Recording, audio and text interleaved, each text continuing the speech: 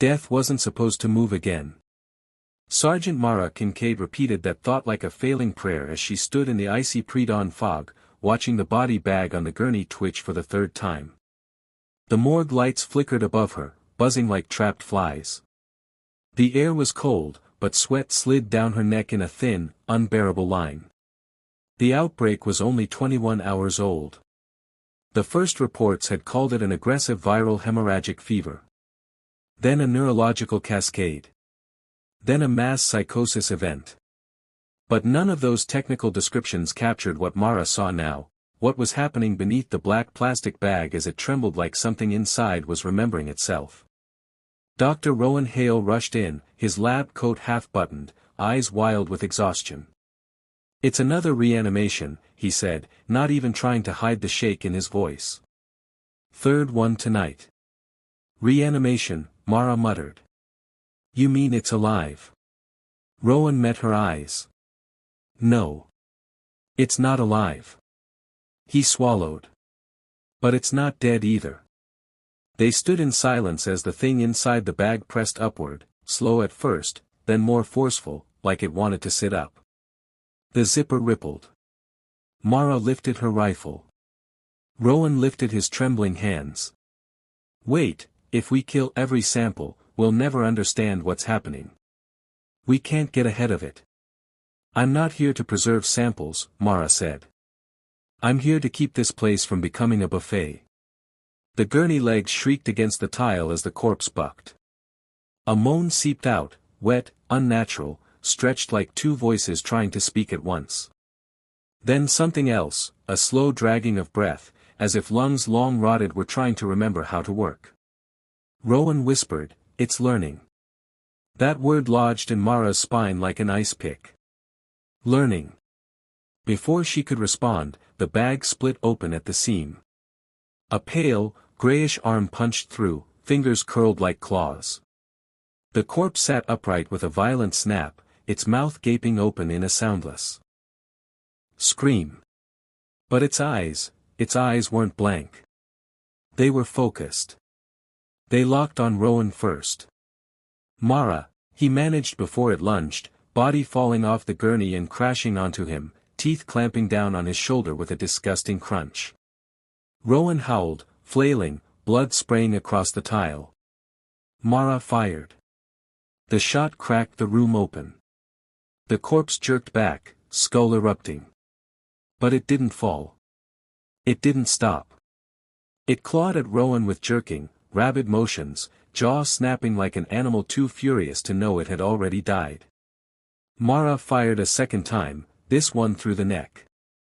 Then a third, straight through the spine. Finally the creature collapsed in a heap. Rowan writhed on the floor, clutching his shoulder as blood pulsed between his fingers. His eyes were huge with horror and something worse, recognition. It tracked me," he stammered. "It didn't just attack. It recognized me." Mara grabbed medical gauze and pressed it to his wound. "Save your breath." Rowan's breathing hitched. "They're not spreading like a virus. They're evolving. Getting faster. Stronger. More coordinated. There." He froze mid-sentence. The morgue lights dimmed, humming deep and low, as if something huge had drawn a breath from the power grid. Mara felt every hair rise on her arms. The temperature dropped like a stone. Rowan whispered, "There are more." From somewhere down the hall, far yet horribly close, came the sound of dozens of fists slamming against metal doors. The cold echo of bone striking steel. Over. And over. And over. Mara helped Rowan to his feet. "We need to move. Now. This whole facility is compromised." As they left the morgue and stepped into the main corridor, the emergency lights flickered red. Long shadows stretched across the concrete walls like reaching arms. Something scraped from the other side of the infected containment wing, an intelligent scraping, rhythmic, deliberate. Almost like a code. Rowan stumbled. "They're communicating."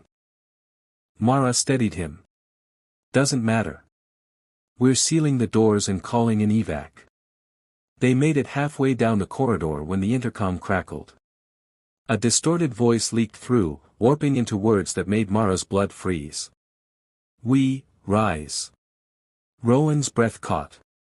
Oh God. They're mimicking speech. No, Mara realized. They weren't mimicking. They were learning language. The containments blew open at the far end of the hall with a boom of tearing metal. Figures poured out, fast, coordinated, their movements too sharp, too purposeful to be mindless.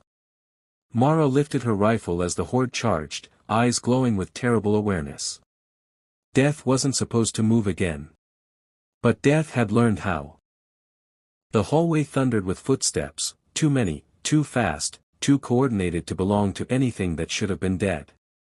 Mara fired in tight, controlled bursts, each muzzle flash lighting the corridor in white-hot pulses, but the infected kept coming like a tide of sharpened teeth and desperation. They weren't stumbling. They weren't slow. They were hunting. Rowan limped beside her, clutching his bleeding shoulder as they backed through the security checkpoint. He gasped with every step, not from pain, but from terror. Mara, he choked out, they're adapting. Watch how they move, they're avoiding the gunfire.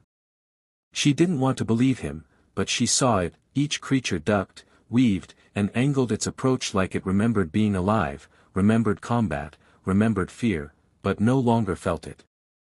They had instinct without hesitation. Intelligence without conscience. And hunger without end.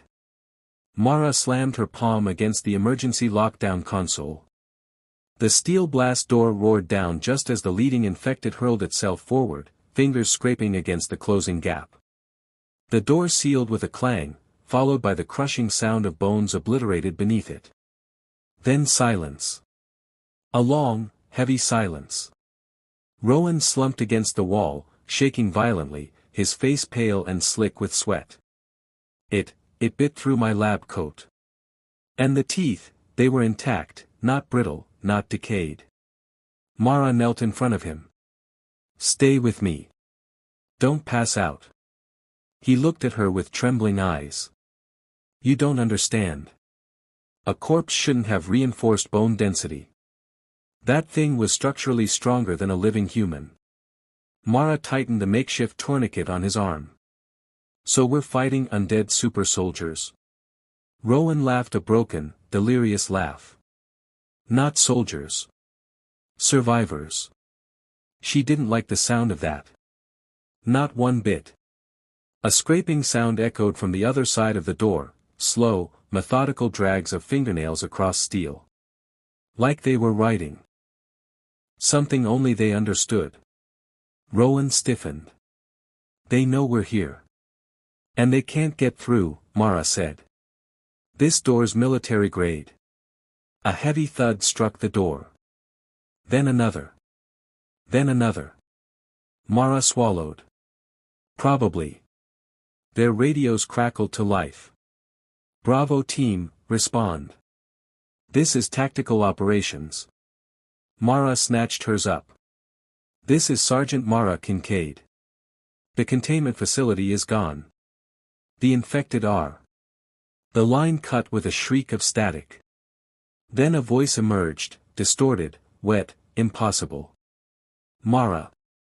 Rowan's mouth fell open. Tell me that wasn't. No, she whispered. No, that wasn't possible. But it was his voice. Lieutenant Briggs. Her friend. Her squad mate. Killed an hour ago. Mara, the voice dragged, glitching, as though passing through something not made for speech. Come, back. Rowan backed away from the radio like it was cursed. They're using vocal cords they shouldn't be able to control. They're imitating people they've killed. Mara stared at the handheld radio, pulse hammering. Another voice came through, higher, choked, like a woman drowning. Help, us. Rowan whispered, they're luring survivors. They're learning tactics. No, Mara said coldly. That's not learning. She stood, gripping her rifle. That's remembering. A loud metallic crack echoed through the facility. The blast door dented outward, dust sprinkling from the ceiling. Mara stepped back. Rowan froze in horror. They're hitting the reinforced supports. They're aiming for structural weak points. They're thinking. The next impact bent the door frame. The next sent a spiderweb of fractures racing through the steel. Mara grabbed Rowan under the arm. We have to move. Now. They limped down the backup corridor toward the surface exit, each overhead light flickering as though the entire grid sensed something wrong. The air grew colder. Too cold. As if something dead was breathing down the hall. They reached the stairwell, and Mara froze. On the concrete wall, smeared in dark, oily blood, were words scratched by hand. We remember. What you buried. Rowan's breath caught. They can write? Mara swallowed hard.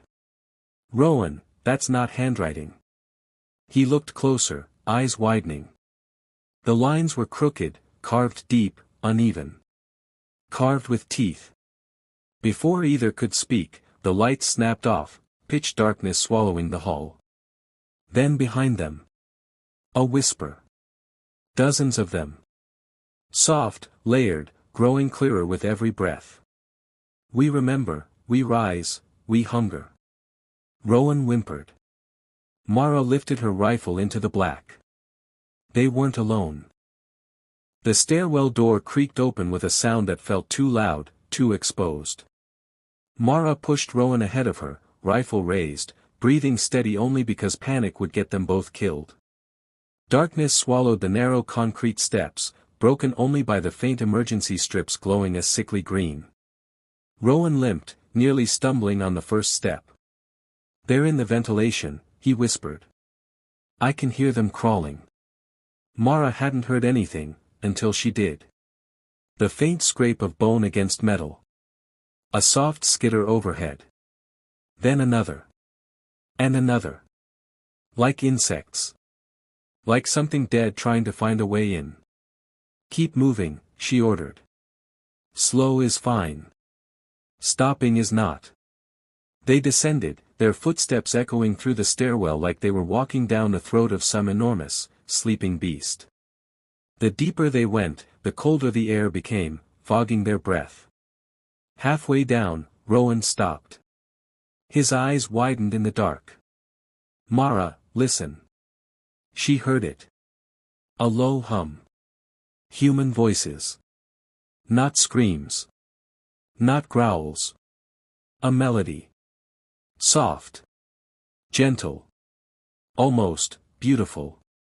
It drifted up the stairwell, carried on cold air that tasted like rot and metal. A lullaby. Mara whispered, is that, singing? Rowan swallowed hard. Neural mapping. Residual memory. They're reassessing learned behavior, songs from their past lives. They're comforting each other. The idea curdled in her stomach. Zombies that sang. That soothed. That remembered family, home, childhood. While hunting the living. The singing grew louder as they descended. Not chaotic. Not discordant. A chorus. As if dozens of throats harmonized from somewhere deep below. And then the voices shifted. Soft melody turning into something else. Words. Come, down. Hear, us. We still, hear, you. Rowan's knees buckled. Mara, they know we're listening. Move, she growled, dragging him onward. They reached the landing at the bottom of the stairwell, and saw the door bent inward, like something had rammed it. Repeatedly. Blood smeared the metal in wide streaks. A single handprint dragged downward, fingers leaving deep grooves. Rowan gagged. That's not possible. Human nails can't carve steel. Mara pressed her ear against the door. Silence. Too much silence. She slowly pushed it open. The hallway beyond was lit by a few dying lights, flickering like a failing heartbeat. The floor was coated with broken glass, medical instruments, and something else. Thick, dark trails leading toward the main entrance. Blood, Rowan whispered. No, Mara said. It was too thick. Too black. Too cold. Not fresh blood. Old blood. Blood that shouldn't be flowing anymore. Rowan leaned in closer, voice trembling. Coagulated necrotic tissue. They're shedding. Mara looked at him sharply. Shedding? They're evolving so rapidly their dead cells can't keep up. His voice cracked, molting. Before she could react, a soft shuffle echoed behind them. They spun. Mara raised her rifle. A figure stood at the far end of the hallway. A little girl. Barefoot. Wearing a hospital gown stiff with dried blood. Her head hung low, long black hair veiling her face. She swayed slightly, like she was listening to something only she could hear. Rowan whispered, "Don't move." The girl lifted her head. Her eyes were milky white, but they moved with purpose, tracking them, studying them. And then she smiled. Not a dead smile. A child's smile. "Don't be scared," she said, her voice soft and sweet. "We still know how to play." Rowan's breath hitched. "Mara, she's speaking. Fluently. Clear diction. Cognitive retention." The girl tilted her head. "You buried us," she whispered. "But we still hear you breathing." Something behind her shifted. Figures emerged from the darkness, tall, broken, impossibly fast. Their bodies convulsed with small, precise twitches. Their heads jerked like puppets pulled by invisible strings. The girl held out her hand. "Come," she said. "We're not done." Remembering. The infected behind her all inhaled at once, a long, unified gasp, like one shared lung, one shared hunger. Rowan staggered back. "They're synchronized. They're linked." Mara pulled him toward the opposite hall. "Move. Now." The girl blinked slowly. Her smile widened. And she whispered. "We hear you. We always hear you. We're already behind you." A cold breath touched the back of Mara's neck. She spun. Something huge was crawling out of the ceiling vent above them, limbs bending the wrong way, jaw unhinged, eyes glowing with perfect, unnatural awareness. And it wasn't alone. The creature dropped from the ceiling like a collapsing shadow, its limbs twisting with unnatural precision. Mara barely yanked Rowan aside before the thing's jaw snapped shut where his throat had been. Its teeth slammed together with a crack that echoed like breaking stone. Rowan screamed. Mara fired. The creature darted sideways, not stumbling, not flinching, dodging. Her bullet tore a hole in the wall instead. "Run," she shouted. Rowan didn't need convincing. They sprinted down the dim corridor, the infected skittering behind them with horrifying, spidery grace. Every footstep the creatures made was synchronized, rhythmic, like their bodies were keeping time with a silent, shared metronome.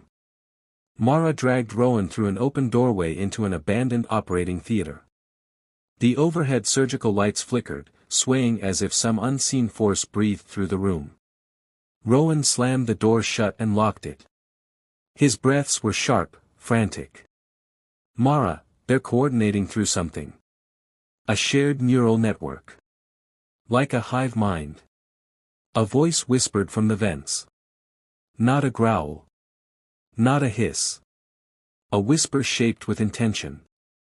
"Mara." Her blood froze. She knew that voice. Lieutenant Briggs. Dead. Mouth caved in during the first wave. But now, speaking. "Mara, open the door. We're waiting." Rowan's fingers trembled as he pressed deeper into the room. It can't be him.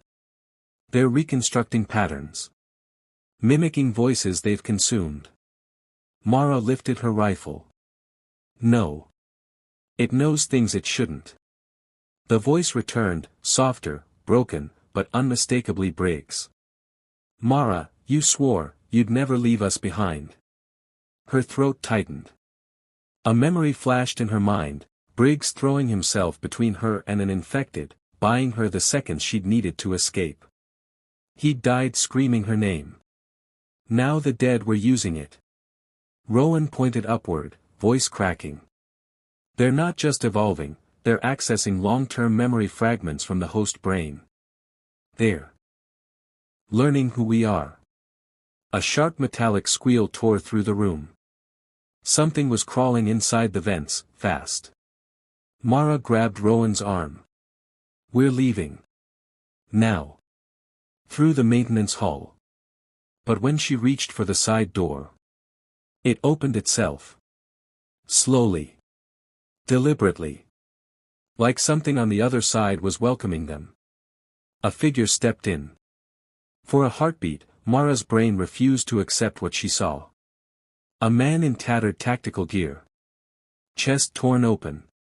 Skin ashen. One eye cloudy, the other too bright. Briggs. Rowan froze.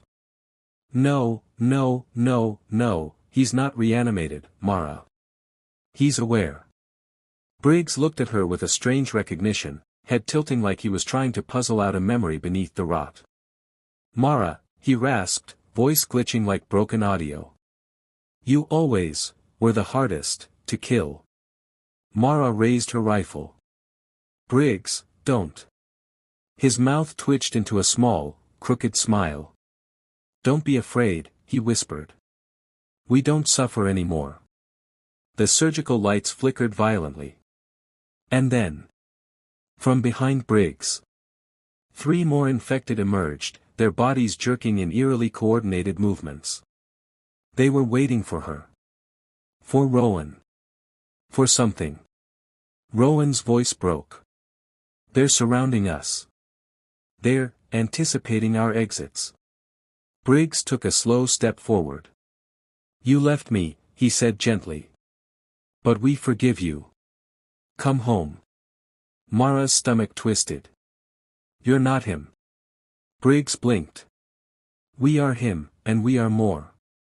That was all the confirmation she needed. Mara fired.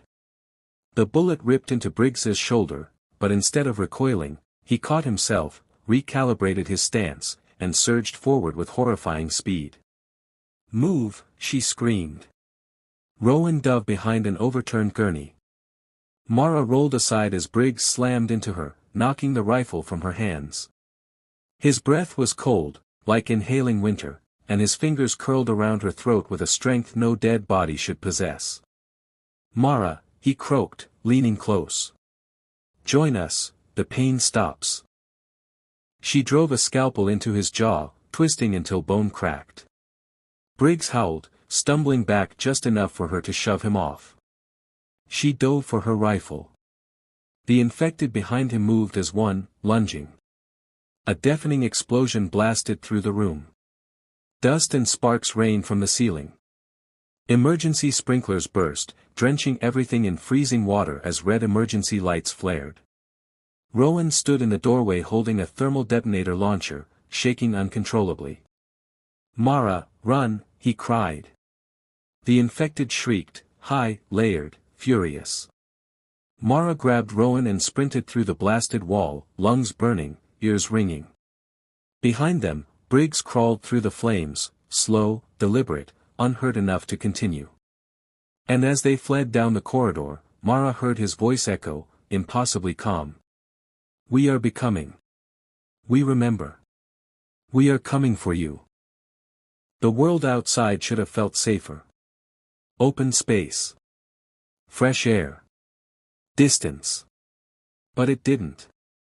The moment Mara shoved the heavy service exit door open, she realized the nightmare hadn't stayed inside the facility, it had simply spread. The early morning sky was bruised purple, storm clouds rolling low and thick as if the world itself were suffocating. The air carried the stench of rot, smoke, and something else, something sweet, almost floral. A scent the infected left behind. A warning. Rowan stumbled beside her, his wound oozing through the gauze. His breath was shallow and quick, pupils blown wide. He was alive, but not for long if she didn't get him help. Mara, he leaned against her. They're everywhere now. The outbreaks breached containment. She had already guessed. The parking lot ahead was covered in abandoned vehicles, doors ripped off, windows smashed, blood streaked across the pavement like someone had been dragged, no, many had been dragged. Shadows moved between cars, quick and low. Mara's grip tightened on her rifle. They smell us. Rowan's voice cracked. They don't smell us. They detect us. They're adapting to new sensory inputs. Heat, sound, vibration, maybe even metabolic signatures. A distant scream pierced the air. Not human, something distorted, wet, stretched into an impossible pitch. Mara pulled Rowan toward a security jeep. We're stealing that and getting the hell out. She shoved him into the passenger seat and moved around the front, when the radio inside the jeep crackled to life. Mara. Mara, can you hear me? She froze. It was Briggs' voice again, her dead teammate. Rowan's eyes filled with dread. No. No, Mara, don't listen. But she couldn't help it. Mara, the voice continued, warping like static through broken vocal cords. Don't leave us, help me. Her blood ran cold. It wasn't just imitation. The infected had Briggs' intonation, his speech cadence, even the small catch in his throat he'd always had when trying to sound calm. They're reconstructing memory-based speech patterns, Rowan whispered. They're not acting dead. They're acting like who they used to be. The radio clicked. A different voice spoke. A woman. Soft. Afraid. Mara, it's me. Please, please come back. Mara's throat tightened. Her sister. Her dead sister. No, she whispered, stepping back from the jeep as if the radio had grown teeth. No, that's impossible. They never saw her. Rowan stared at her. They don't need to see someone to mimic them. They're pulling memories from you, your reactions, micro-expressions, autonomic responses. They're learning who matters to you from your fear. The radio crackled louder. A chorus of familiar voices spilled out, her squad, her sister, her old friends, her mother, all dead, all speaking at once. Mara. Come help us. We're waiting. You left us. Don't run. Rowan covered his ears. They shouldn't know these names. They shouldn't know these voices. They're not just evolving, they're connecting. The ground vibrated beneath them. Mara didn't wait. She ran around the jeep, jumped into the driver's seat, and turned the key. The engine roared to life. A silhouette appeared between the cars, then another. And another. Dozens. Their eyes glowed faintly in the dark, reflecting intelligence and hunger. Mara slammed her foot on the gas. The jeep shot forward, smashing through a metal gate as the infected sprinted after them, speeding up with every step, limbs snapping back into place like broken dolls resetting themselves. Rowan twisted in his seat, crying out, "They're matching our speed, how fast can they?" He didn't finish. Because ahead, standing in the middle of the road, was a crowd of infected. Not rushing. Not lunging. Waiting. Still.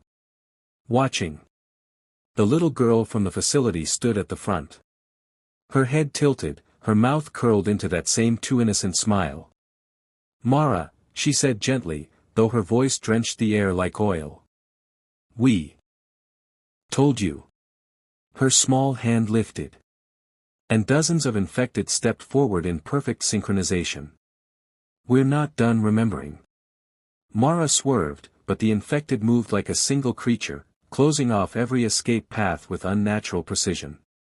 Rowan began to shake violently. "Mara, They're evolving too fast. They're coordinating like a hive. They're learning from us, from each other, from everything we do. We're not fighting undead anymore. Mara gripped the wheel so tightly her knuckles split. Behind them, more infected poured out of the trees, crawling across the asphalt like a wave of intelligent, starving predators. Rowan whispered the truth neither of them wanted to say. We're fighting the next dominant species. The infected opened their mouths, hundreds of them, and spoke with one unified voice. We bury the dead. Now the dead bury you. The sound shattered the air. And the horde charged. The world above them was gone. Mara could no longer picture sunlight, streetlights, sirens, anything that reminded her of life before the outbreak. All she knew now was the darkness, the cold, and the relentless intelligence of the undead that pursued them like predators who remembered every strike they'd ever survived. They had taken refuge in the underground utility tunnels, narrow and suffocating, walls slick with condensation and streaks of dark, oily blood.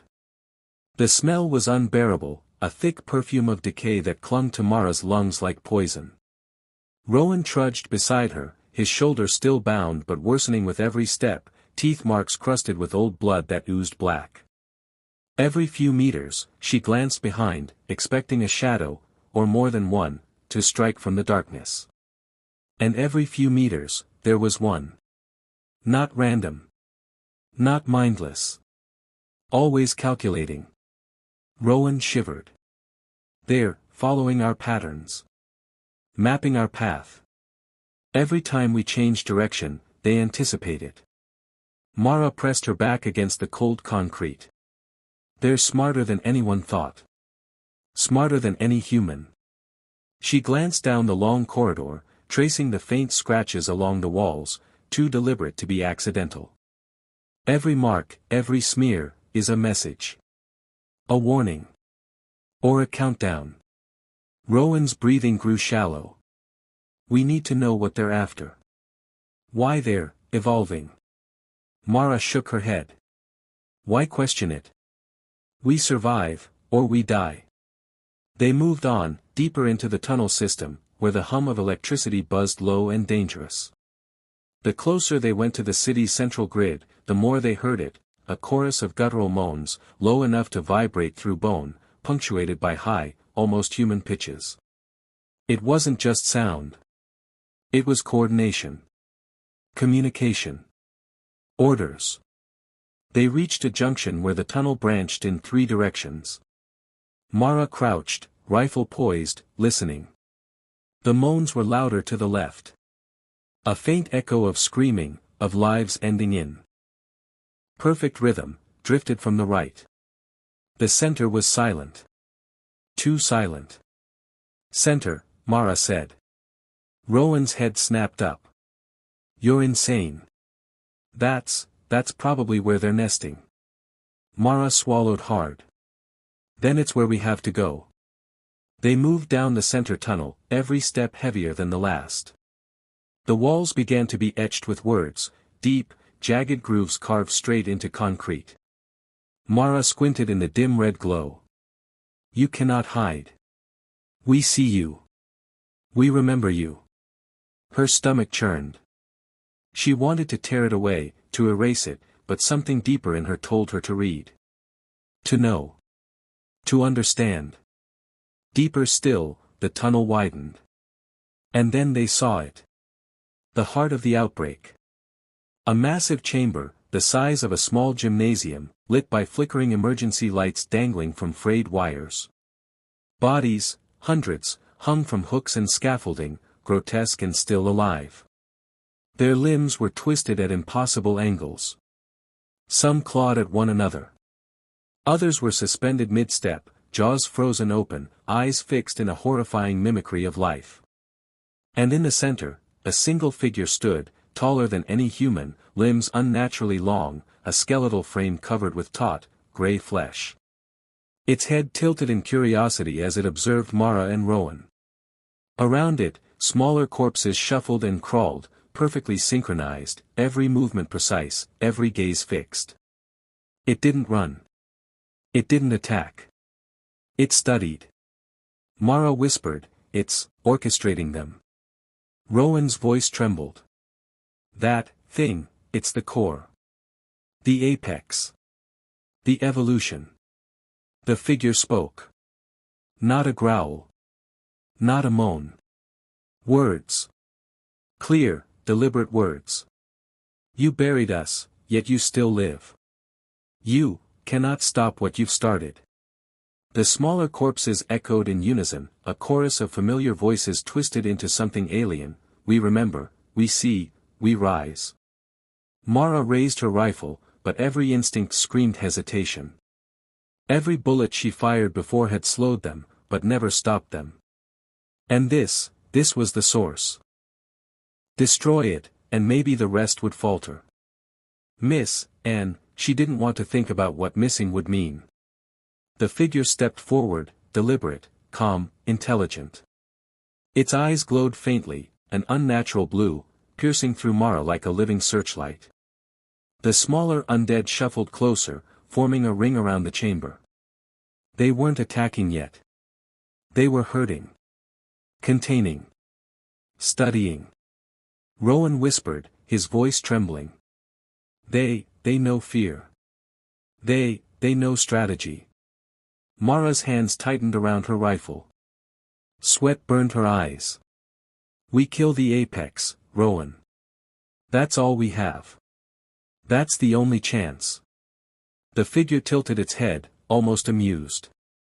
Its voice echoed from multiple directions, impossible to locate. "You will try. You always try. And you always fail. We remember. We rise. We adapt."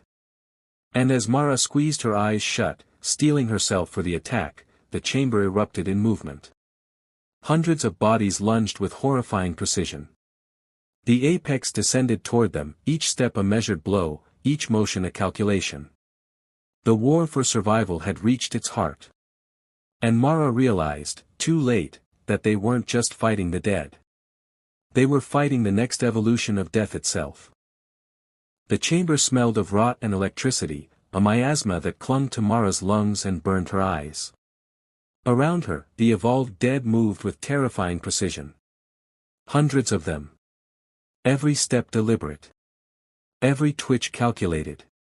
And at the center, the apex, taller, stronger, impossibly intelligent, watched like a predator considering prey it had already killed 100 times in its mind. Rowan groaned beside her, arms shredded, blood flowing in dark, sticky ribbons. "Mara, we can't fight this. There's no, she snapped, cutting him off. Her hands shook around the rifle, but her voice was steel. "There's always a way. Always." But deep in her gut, she knew the truth. This was beyond bullets, beyond tactics, beyond survival skills. This was a predator that remembered life, that learned from death, that thought faster than they could act. The apex took a step forward. Its limbs elongated unnaturally, moving with a grace that no living creature could possess. Its glowing blue eyes scanned her face, as if reading her soul, calculating her fear and weighing her strength. Around it, the chorus of the smaller dead began to chant, not in words, but in the echo of human memories, snippets of conversations, laughter, screams, pleas for mercy. "We remember, we rise, we hunger." Rowan choked. They're taunting us with memories, of people we knew, people we failed to save. Mara tightened her grip on her rifle. She could feel it, the weight of history, of death itself, pressing down. Every step she took toward the apex felt like walking through a nightmare made solid, real, and tangible. The apex tilted its head. Then, impossibly, it spoke, clear, direct, terrifyingly human. "You think you can stop the inevitable. You think your bullets matter. But we are memory. We are evolution. We are death that remembers." Rowan screamed. They're learning pain. They're mirroring us." Mara raised her rifle. She fired. The apex convulsed, jerking, but did not fall. One of its elongated arms lashed out. Mara barely ducked, the tip of its claw tore through the wall behind her, sending concrete spraying like shrapnel. Every step they tried to take toward the exit was blocked. Every retreat cornered them deeper into the chamber. The smaller dead, synchronized with impossible precision, funneled them inward like prey into a trap. The chants grew louder, almost melodic, almost comforting, but underneath, a cold and absolute calculation. Rowan's hand brushed against the cold floor. Mara, it's thinking, all of them, together, it's... He didn't finish. The apex reached forward with both hands, skeletal and yet strong enough to crush steel. The smaller dead surged, limbs writhing, mouths opening, teeth snapping in synchronized fury. They pressed in from all sides, cutting off the stairwell, the exit, the very air. Mara squeezed her eyes shut. For one heartbeat, she imagined sunlight. She imagined life beyond the rot. She imagined winning. Then she opened them. And the apex was inside her mind. Not physically, not through touch, but inside her very thoughts, showing her every fear she had ever buried, every failure she had ever endured, every death she had ever witnessed. It was inside her memory. Inside her survival instinct. Inside her will. She fired. And fired. And fired. The bullets tore through bodies that should have fallen, but each one reassembled, each one remembered the previous pain and adapted. Rowan screamed, his voice mingling with the chorus of the dead, becoming indistinguishable. Mara realized, too late, what it meant: there was no winning. They had outlived death, and death had learned them. The apex stepped closer. Its glowing eyes pierced her soul. It spoke softly, almost lovingly. You tried. You always try. But memory is stronger than life. We are endless. And you are already part of us. The last thing Mara saw before her rifle fell was 1,000 eyes, once human, now evolved and aware, staring into hers. And then she felt it, the cold, the hunger, the intelligence of the dead enveloping her very being. Her scream echoed through the chamber. And the city above, already fallen, felt the first stirrings of a new evolution. Because death remembers. Because we bury the dead, but the dead never stay buried. And somewhere, deep in the heart of the world, the chorus of the undead rose in perfect, terrifying harmony. We remember. We rise. We hunger. Forever. The lights flickered one last time, then went out. Silence. Except for the memory of the living. We bury the dead ends here.